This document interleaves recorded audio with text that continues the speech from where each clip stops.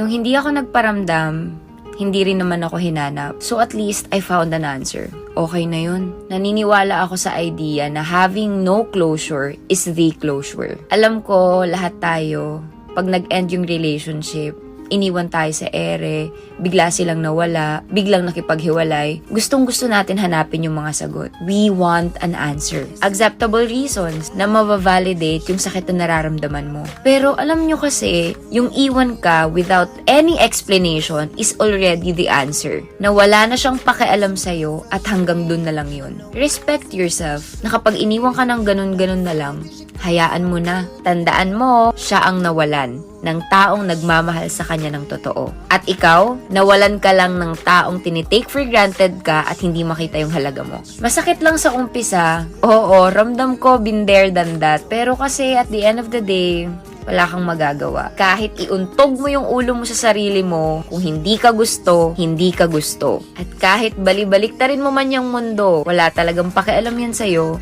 kung ayaw niya sa'yo. At hindi niya makikita ang halaga mo kasi never niya naman talagang tiningnan yun.